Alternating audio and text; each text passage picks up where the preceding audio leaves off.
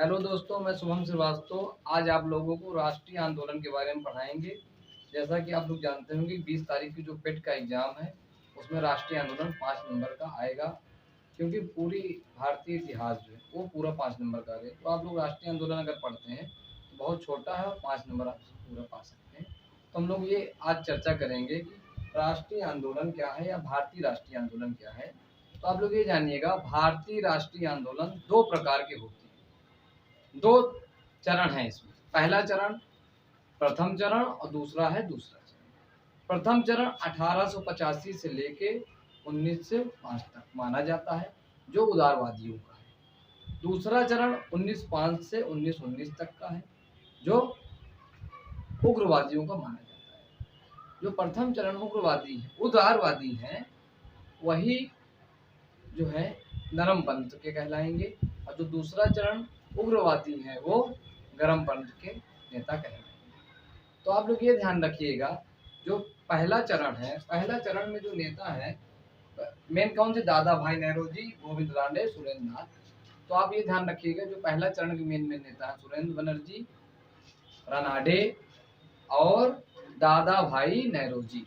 कौन है? दादा भाई नौरोजी, रानाडे और सुरेंद्र नाथ बनर्जी। पहला चरण जो है, पहले चरण की जो शुरुआत है वो 1885 में हुई थी। इसके जो है अध्यक्ष हैं व्योमेश चंद्र बनर्जी हैं। इसके जो समय सचिव थे वो सचिव हैं एओ हेम। 1885 में जब इसकी शुरुआत हुई तभी राष्ट्रीय कांग्रेस की स्थापना भी हुई थी। तो इसीलिए हम लोग जो है प्रथम चरण की शुरुआत को राष्ट्रीय कांग्रेस की स्थापना की शुरुआत से मान सकते हैं। क्लियर? आप लोग रखिएगा इतना, आप लोग देख लीजिए। तो भारतीय राष्ट्रीय आंदोलन दो प्रकार के होते हैं। पहला है प्रथम चरण 1885 से 1905, द्वितीय चरण है 1905 से 1919।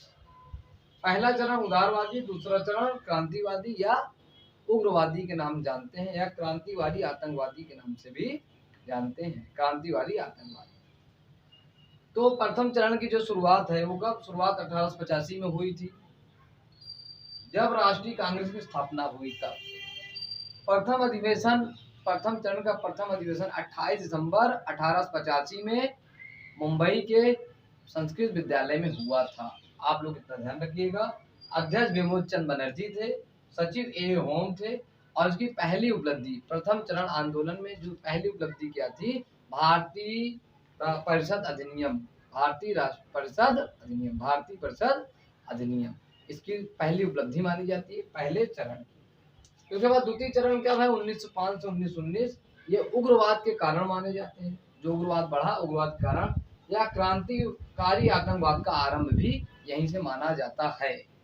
फिर उसके बाद इसके प्रमुख तीन स्तंभ हैं, जो लाल, पाल और पाल, ये है, ये माना जाएगा।